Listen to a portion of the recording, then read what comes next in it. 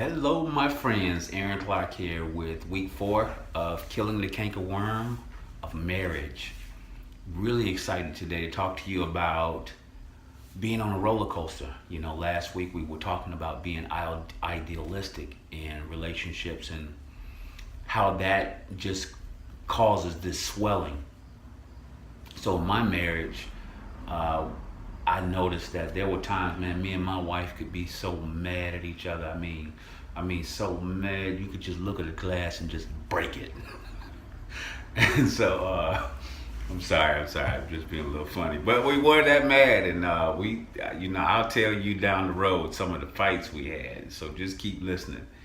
But one of the things we discovered is this roller coaster we would get on. Roller coasters, they take you real high, and then you come down just as fast as and then you go these twists and turns and all of that kind of stuff. And relate a marriage could be like that. That's how our marriage was, man. It's just like we would wake up in the morning, I love you, girl. See you tonight. And before dinner, we was at each other's throats. And we would miss dinner, argue all the way through the night, send the kids to bed. Who knows whether they cried themselves to sleep or what. But when we finally got off the roller coaster, we would ask ourselves, what did we even start fighting about? And we couldn't even remember. And we just said, man, this is crazy. We gotta try to figure this out because something is not right.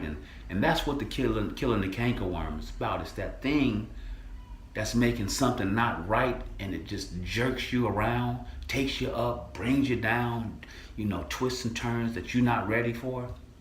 And I mean, the world we live in today, it's easy to get on that roller coaster. Remember, a roller coaster, typically, I'm a little old school, so it's just 2 seats, you and the person next to you, or everybody else fending for themselves, and you just trying to hold on for dear life.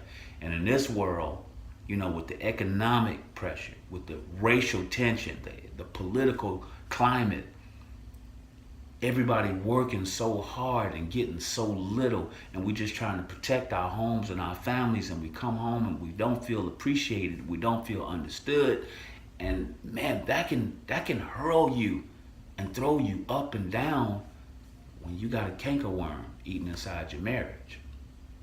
And so one of the line items in discovering how to deal with the roller coaster, what's taking us up and what's taking us down so fast, why do we keep going up and down? It's actually a Bible story that's a love story, and it's God and his people. And it was the children of Israel. They were constantly blessed one week, and then the next week, where is God? And I mean, they would just be in and out and up and down, and the blessing was here and the blessing was gone. And one week they was free and one week they was in slavery. But that all came down to one simple issue between them and God, and that was their covenant. Every time they got away from the focus of the covenant, they ended up in trouble.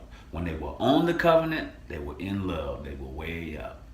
But when the trouble came and they left off from the covenant, they'd be in the pits. Now, how does that work in marriage? Well, when we're in the covenant, we can go real high. And no matter what, it's not to say that we won't have trials and we won't have troubles. We won't have things to test us and pull us and hurt us.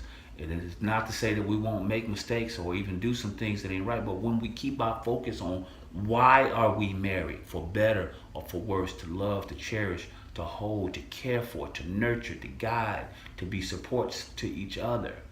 When we stay to what we committed to, even when it gets hard, we won't be getting jerked around.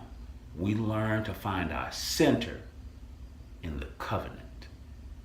And so for me and Pam, it was just every time that our cage got rattled and bread boxes started flying through the house and by me. I'm gonna tell y'all about a couple of our fights, so keep listening. But it would always come down to, man, we need to just really recognize, why are we fighting right now? Before it start getting hot, what is the real point here? And most of the time when the tension was raising and raising and raising, it was usually someone was being selfish or someone was forgetting the covenant. And we learned to We learn to be gracious enough to let each other grow in that, but also to be humble enough to be called out when we weren't holding on to the covenant. So that's it for this week. Make sure you check out next week. It's going to be good. On week 6, I'm going to share with y'all a fight that today is funny. It wasn't funny then, but I think it'll really help you understand that no matter where you are in your marriage, I'm telling you, you can survive. You can kill this worm. You can kill that worm. You can put him to rest and let your marriage come back to life. So God bless you till then.